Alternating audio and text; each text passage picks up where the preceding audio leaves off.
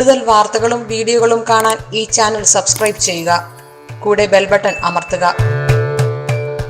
Asia live ടിവിയിലെ function പ്രോഗ്രാമിലേക്ക് ഏവർക്കും സ്വാഗതം. തെക്കോട്ട് ദർശനമുള്ളൊരു വീട് നമുക്ക് എങ്ങനെ വാസ്തുപരമായിട്ട് വെക്കാം, അതിനെന്തൊക്കെ കാര്യങ്ങൾ ശ്രദ്ധിക്കണം എന്നുള്ളതാണ് ഇന്ന് ഞാൻ നിങ്ങളുമായിട്ട് ഷെയർ ചെയ്യുന്നത്. നമുക്ക് പ്ലാനിലേക്ക് പോവാം. ഇത് തെക്കോട്ട് ദർശനമുള്ളൊരു വീടാണ്. ഈ വീടിൻ്റെ ഈ ഭാഗത്താണ് റോഡ് നിൽക്കുന്നത്. തെക്ക് ഭാഗത്ത് ദർശനമുള്ള വീടാകുമ്പം നമുക്ക് തെക്ക് ഭാഗത്ത് എന്തായാലും മുറ്റം വേണം.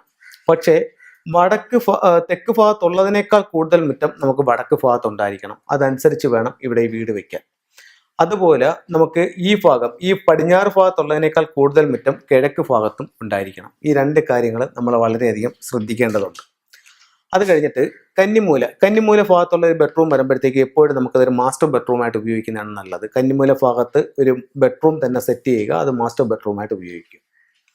ഇത് തെക്കോട്ട് ദർശനമുള്ള വീടായതുകൊണ്ട് ഈ ഭാഗത്ത് ചിലർക്ക് കിച്ചൺ വരുന്ന അങ്ങോട്ട് ഇഷ്ടപ്പെടില്ല. റോഡിനോട് ചേർന്നുള്ള ഭാഗത്ത് കിച്ചൺ എന്നുള്ള രീതിയിൽ വരാം. ഇവിടെ നിങ്ങൾക്ക് കിച്ചൺ വെക്കാന്നുണ്ടെങ്കിൽ വളരെ നല്ലതാണ്. അതല്ല, നിങ്ങൾക്ക് അവിടെ കിച്ചൺ വെക്കാൻ പറ്റില്ലെന്നുണ്ടെങ്കിൽ രണ്ടാമതൊരു ഓപ്ഷൻ ഉള്ളത് നോർത്ത് വെസ്റ്റ് ആണ്. ഇത് വാസ്തുപരമായിട്ടുള്ള കാര്യങ്ങളാണ് ഞാൻ പറയുന്നത്. ഫുങ്ഷുവി ആയിട്ട് വരുമ്പോൾ ചില വ്യത്യാസങ്ങൾ ഇതിനകത്ത് വരുന്നുണ്ട്. ഫുങ്ഷുവി പ്രകാരം നമുക്ക് നോർത്ത് വെസ്റ്റിൽ കിച്ചൺ പാടില്ല എന്നാണ്.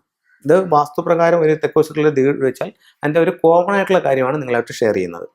അപ്പോൾ വടക്ക് പടിഞ്ഞാറ് ഭാഗത്ത് നിങ്ങൾ ഇങ്ങനെ കിച്ചൺ കൊടുക്കാം. വടക്ക് ഭാഗത്ത് നിങ്ങൾ കിച്ചൺ കൊടുക്കുമ്പോൾ ഇപ്പോൾ ഭൂരിഭാഗം വീടുകളിലും കണ്ടുവരുന്ന ഒരു മിസ്റ്റേക്ക് എന്ന് പറയുന്നത്, ഇവർ ഇതിൻ്റെ വെസ്റ്റ് ഭാഗത്തായിരിക്കും, ഇത്രയും ഭാഗത്തായിരിക്കും ഇവർ അടുപ്പ് വയ്ക്കുന്നത്.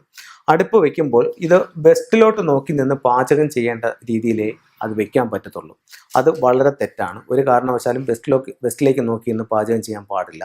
അത് ഈസ്റ്റിലോട്ട് നോക്കി തന്നെ പാചകം ചെയ്യാൻ പാടുള്ളൂ. അപ്പോൾ ഈ വടക്ക് പടിഞ്ഞാറ് ഭാഗത്തുള്ള കിച്ചൻ്റെ തെക്ക് കിഴക്ക് ഭാഗത്ത് ഈ ഭാഗത്തായിട്ട് സ്റ്റൗ വയ്ക്കുക. സ്റ്റൗ വെച്ചിട്ട് ഇവിടെ നിന്ന് ഈസ്റ്റിലോട്ട് നോക്കി നിന്ന് പാചകം ചെയ്യുക. ഓക്കെ, അത് കഴിഞ്ഞിട്ട് അടുത്തത് വടക്ക് വശത്ത് ഒരു ഇതാണ് വന്നിരിക്കുന്നത്. ഇവിടെ നിങ്ങൾക്ക് നമ്മുടെ വാസ്തുപ്രകാരം നോർത്ത് വെസ്റ്റിൽ സെപ്റ്റി ടാങ്ക് ചെയ്യാം എന്ന് പറയുന്നുണ്ട്. അപ്പോൾ നമുക്ക് സെപ്റ്റി ടാങ്ക് ഇവിടെ കൊടുക്കാം. അതിൽ ഈ ഒരു ലൈൻ വിട്ടിട്ട് ചെയ്യാനായിട്ട് വളരെ ശ്രദ്ധിക്കുക. അതുപോലെ ഇങ്ങനെയുള്ള കോണും വിട്ടിട്ട് ചെയ്യേണ്ടതാണ്. അപ്പം ഈ ഭാഗത്തോട്ട് സെപ്റ്റി ടാങ്ക് കൊടുക്കാം. അത് കഴിഞ്ഞിട്ട് അടുത്തത് വരുന്നത് നമുക്ക് ഒരു സ്റ്റഡി റൂമാണ്. സ്റ്റഡി റൂം വടക്ക് കിഴക്ക് ഭാഗത്ത് ഈശാന കോൺ, ഇവിടെയാണ് നോർത്ത് ഈസ്റ്റ് ഭാഗം, ഇത് ഈശാന കോണാണ്. ഈശാന കോണിൽ നമുക്ക് സ്റ്റഡി റൂം കൊടുക്കാം.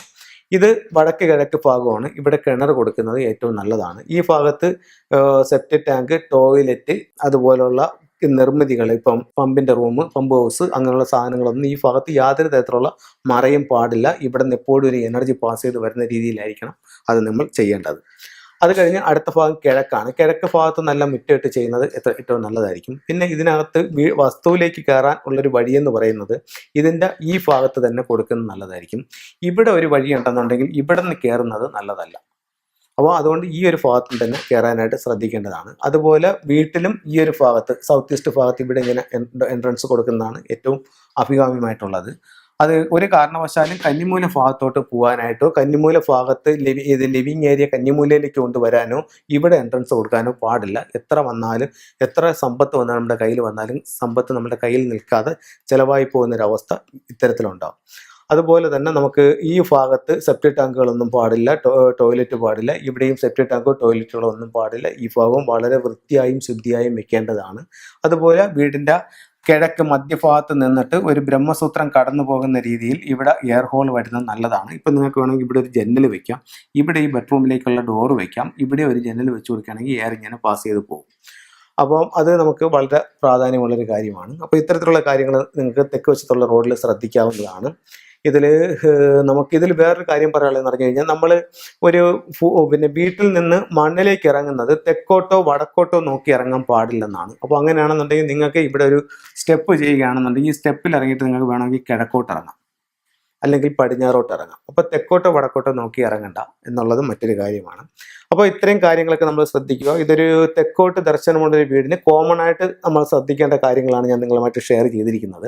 ഇതിൽ ശ്രദ്ധിക്കേണ്ട ഇതിൽ നമുക്ക് അഡ്വാൻസ് ആയിട്ടുള്ള മറ്റൊരു തിയറി എന്ന് പറയുമ്പോഴത്തേക്കും, ഇതിനെ ഫുങ്ഷുവി പ്രകാരം ഈ വീട് എങ്ങനെ കറക്റ്റ് ചെയ്യാം, അല്ലെങ്കിൽ ഈ വീട്ടിൽ നമുക്ക് കൂടുതൽ ബെറ്റർ ആയിട്ട് എങ്ങനെ കൊണ്ടുവരാമെന്ന് വെച്ച് കഴിഞ്ഞാൽ, നിങ്ങൾ ഈ വീട് നിർമ്മിക്കുന്നതിന് മുമ്പ് തന്നെ ഒരു വിദഗ്ധനായിട്ടുള്ള ഒരു ഫുങ്ഷുവി കൺസൾട്ടന്റിനെ വിളിച്ചിട്ട് ഈ ഇതിനകത്ത് നമുക്കൊരു വീട് വെക്കണം, ചെയ്യണം, അങ്ങനെയാണെങ്കിൽ എങ്ങനെ ഇതിൻ്റെ റൂമുകളും കാര്യങ്ങളും വരാമെന്നായിട്ട് അവരുമായിട്ട് ചർച്ച ചെയ്ത് നിങ്ങളുടെയും അവരുടെയും കൂടെ നിർദ്ദേശപ്രകാരം ഇതിലൊരു ആദ്യമേ പ്ലാൻ തയ്യാറാക്കുകയാണെങ്കിൽ കുറച്ചും കൂടെ ബെറ്റർ ആയിട്ട് നമുക്ക് കാര്യങ്ങൾ ചെയ്യാനായിട്ട് പറ്റും. അത് എങ്ങനെയെന്ന് വെച്ച് കഴിഞ്ഞാൽ ഈ വീടിൻ്റെ സെൻറ്റർ എടുക്കും. സെൻറ്റർ എടുത്തതിന് ശേഷം വീട്ടിനകത്ത് നിന്ന് പുറത്തോട്ട് നോക്കുമ്പോൾ, അതായത് ഈ ഭൂമിയിൽ നിന്ന് ഇവിടെ നിന്ന് പുറത്തോട്ട് നോക്കുമ്പോൾ എത്ര ഡിഗ്രിയാണ് കിട്ടുന്നതെന്ന് എടുക്കും. അതനുസരിച്ചിട്ട് ഈ വീടിനെ കറക്റ്റ് 8 തിരിക്കും. 8 തിരിക്കുമ്പോഴത്തേക്ക് ഓരോ ദിക്കിലും വരുന്ന നക്ഷത്രങ്ങൾ ഏതാണ്, ആ നക്ഷത്രങ്ങൾ എങ്ങനെ സ്വാധീനിക്കുന്നു എന്നുള്ളത് നോക്കും. അപ്പം ഇവിടെ വരുന്ന നക്ഷത്രം ഏതാണ്, അല്ലെങ്കിൽ ഇവിടെ വരുന്ന നക്ഷത്രം ഏതാണെന്ന് നോക്കിയിട്ട് ആ ഭാഗത്ത് നമ്മൾ ഡോർ വയ്ക്കും. ഇപ്പം ഇവിടെ നല്ല പ്രോസ്പിരിറ്റി ഉള്ള ഒരു നക്ഷത്രമല്ല വരുന്നത്, അതേസമയം ഇവിടെ നല്ല സമ്പത്തിൻ്റെ ഒരു നക്ഷത്രം വരുന്നുണ്ടെങ്കിൽ ഈ ഡോറ് ഇവിടെ വയ്ക്കുന്നതാണ് കൂടുതൽ ബെറ്റർ ആയിട്ടുള്ളത്. പക്ഷേ അത് നമുക്ക് കോമൺ ആയിട്ട് ഇങ്ങനെ പറഞ്ഞു കൊടുക്കാൻ പറ്റത്തില്ല. അത് ആ മണ്ണിൽ വന്നിട്ട് അതിൻ്റെ പ്ലാനും എല്ലാം കൂടെ എടുത്ത് മാത്രമേ നമുക്ക് ചെയ്യാൻ പറ്റൂ. കോമൺ ആയിട്ട് ചോദിക്കുമ്പോൾ ഈ രീതിയിലെ കാര്യങ്ങൾ പറയാൻ പറ്റൂ. ഇപ്പം നമുക്ക് ഇവിടെ ഒരു ബെഡ്റൂം വന്നിട്ടുണ്ട്.